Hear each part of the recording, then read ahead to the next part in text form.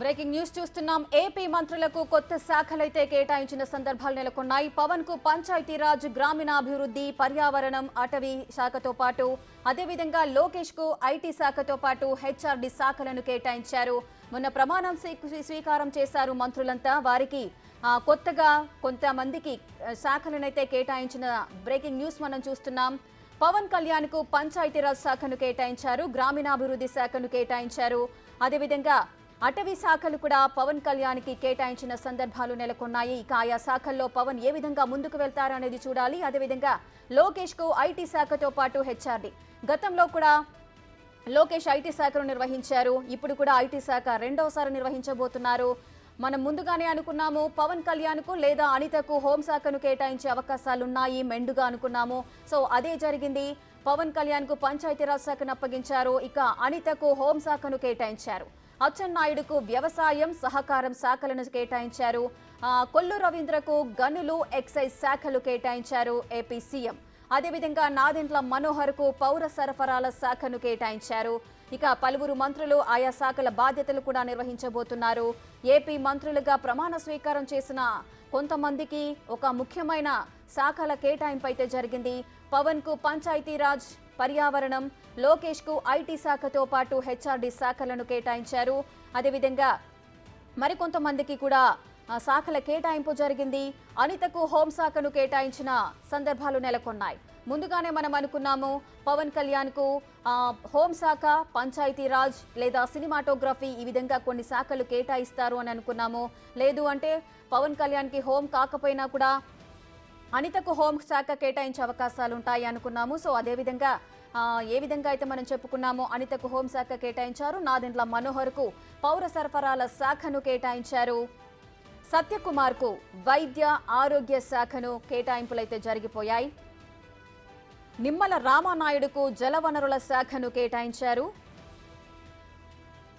ఇక ఏపీ మంత్రుల శాఖల కేటాయింపు అయితే పూర్తయినట్లుగా తెలుస్తోంది.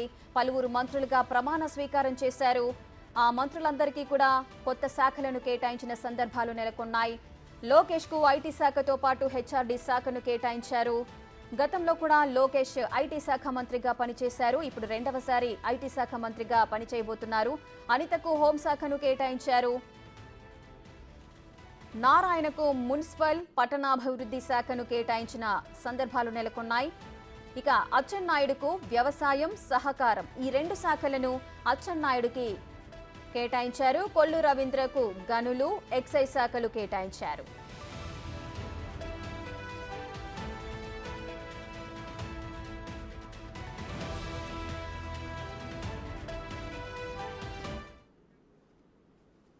మరింత సమాచారం మా ఎగ్జిక్యూటివ్ ఎడిటర్ అశోక్ లైవ్ లో అందిస్తారు. అశోక్, మంత్రులుగా ప్రమాణం స్వీకారం చేసిన కొంతమందికి ముఖ్యమైన శాఖల కేటాయింపు అయితే జరిగింది. ఎవరికి ఏ శాఖలు కేటాయించారు? రాష్ట్రం మొత్తం కూడా ఎదురు చూస్తుంది ఏ మంత్రికి ఏ శాఖలు ఇస్తారు అని, పవన్ కళ్యాణ్కి ఏమి ఇస్తారు అని, హోంశాఖ ఎవరికి ఇస్తారు, ఆర్థిక శాఖ ఎవరికి ఇస్తారు అంటూ రకరకాల డిస్కషన్ నడుస్తోంది. దానికి కొద్దిసేపటి క్రితం ఏపీ ప్రభుత్వం శాఖల కేటాయింపుకు సంబంధించి అఫీషియల్గా లిస్ట్ అనేది రిలీజ్ చేసింది. అందులో ఆంధ్రప్రదేశ్ నాలుగోసారి సీఎంగా చంద్రబాబు నాయుడు మళ్ళీ బాధ్యతలు తీసుకున్నారు. సో ఆయన కింద జిఏడి ఉంటుంది, అంటే జనరల్ అడ్మినిస్ట్రేషన్ రెగ్యులర్గా సీఎం కిందే ఉంటుంది. లా అండ్ ఆర్డర్ కూడా సీఎంకు ఉండే ఆనవాయితీ 2004 రాజశేఖర రెడ్డి సీఎం అయిన దగ్గర నుంచి ఉంది. బేసిక్గా home and law and order రెండూ కలిపి హోమ్ మినిస్టర్ దగ్గర గతంలో ఉండేవి.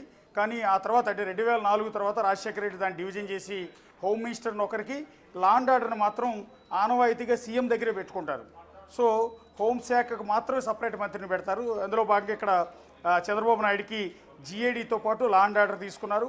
అలాగే public enterprises and all other portfolios not allocated to ministers, అంటే ఏ మంత్రులకైతే శాఖలు కేటాయించకుండా ఖాళీగా ఉంటాయో ఆ శాఖలన్నిటికీ కూడా ముఖ్యమంత్రి మంత్రిగా వ్యవహరిస్తారు అనేది అక్కడ క్లియర్గా మెన్షన్ చేశారు. రెండోది, అందరూ ఎక్స్పెక్ట్ చేసింది, జనసేన పార్టీ నేతలు ఎక్కువగా కోరుకున్నది పవన్ కళ్యాణ్ని డిప్యూటీ సీఎంగా చూడాలని. ఇందులో భాగంగా ఇక్కడ డిప్యూటీ సీఎంగా పవన్ కళ్యాణ్ ఉండబోతున్నారు. సో ఆల్రెడీ ఇప్పటికే ప్రమాణం కూడా చేశారు.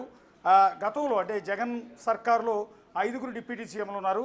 కానీ చంద్రబాబు సర్కార్లో కేవలం ఒకే ఒక డిప్యూటీ సీఎంని పెట్టారు. అది కూడా కొణిదెల పవన్ కళ్యాణ్ని డిప్యూటీ సీఎంగా, అంటే చంద్రబాబు నాయుడు తర్వాతి స్థానాన్ని ఇక్కడ పవన్ కళ్యాణ్కి ఇచ్చినట్టుగా తెలుస్తుంది. ఆయనకి